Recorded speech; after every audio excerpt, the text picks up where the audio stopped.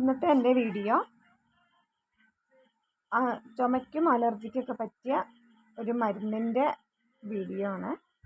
അപ്പോൾ മരുന്നുണ്ടാക്കാനായിട്ട് വേണ്ടത് ചെറിയൊരു ഇടത്തരം വലിപ്പമുള്ളൊരു ചെറുനാരങ്ങയാണ്. നല്ല പഴുത്ത ഇടത്തരം വലിപ്പമുള്ള ചെറുനാരങ്ങയും പിന്നെ വേണ്ടത് കൽക്കണ്ടം, അതൊരു ഇടത്തരം വലിപ്പമുള്ള കൽക്കണ്ടം. ഈ 2 ഇൻഗ്രീഡിയൻസ് വെച്ചിട്ടാണ് നമ്മൾ മരുന്നുണ്ടാക്കാൻ പോണത്. അപ്പോൾ ആദ്യം തന്നെ നമ്മൾ കൽക്കണ്ടം ഒന്ന് നല്ല പൗഡറായിട്ട് പൊടിച്ചെടുക്കുക.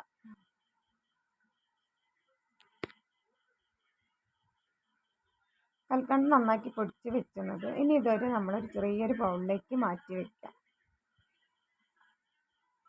കുഞ്ഞു കുഞ്ഞു തരിയൊന്നും ഉണ്ടായാലും കുഴപ്പമൊന്നുമില്ല കേട്ടോ. ഇത് നമ്മൾ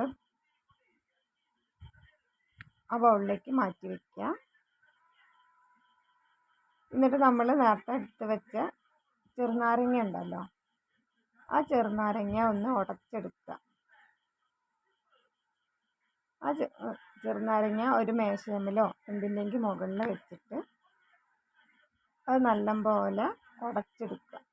ആ ഉടച്ചെടുക്കണത് എന്തിനാണെന്ന് വെച്ചാൽ നമ്മൾ പിഴിയുമ്പോൾ നല്ലോണം അതിന് നീര് കിട്ടാൻ വേണ്ടിയിട്ടാണ്. അതായത് ഇതേപോലെ നമ്മൾ ഞെക്കിയാൽ അമരണം, അതേപോലെ വേണം ഉടച്ചെടുക്കുക. എന്നിട്ട് അത് നടുകീറി 2 കഷ്ണങ്ങളാക്കി വയ്ക്കുക. എന്നിട്ട് ഇത് നമ്മൾ നേരത്തെ പൊടിച്ച് വെച്ച കൽക്കണ്ടത്തിൻ്റെ പൊടി ഉണ്ടല്ലോ, അതിലേക്ക് പിഴിയുക. നന്നാക്കി ഉടച്ച് തിരുമ്പിയെടുത്തെങ്കിൽ മാത്രമേ അതേപോലെ നമുക്ക് പിന്നെ അതിൻ്റെ നീര് കിട്ടുള്ളൂ. അപ്പോൾ 2 കഷ്ണങ്ങൾ നമുക്കതിലേക്ക് പിഴിഞ്ഞ് എടുക്കാം.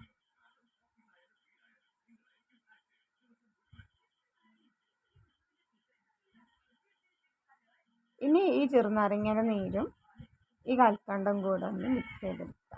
കൽക്കണ്ടം അലിയാത്ത കഷ്ണങ്ങളൊക്കെ ഉണ്ടെങ്കിൽ നന്നാക്കി ഇളക്കി കൊടുത്ത് അലിയിച്ചെടുക്കുക.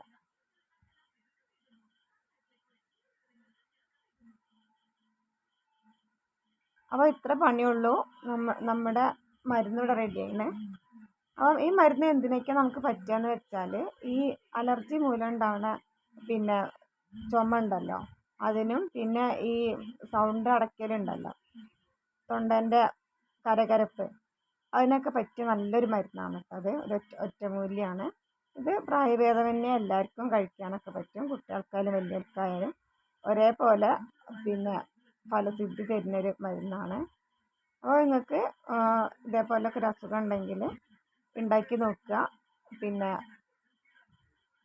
വീട്ടിലോ ആയ ആൾക്കാർക്കൊക്കെ ഉണ്ടെങ്കിൽ ഒന്ന് പറഞ്ഞു കൊടുക്കാം കേട്ടോ.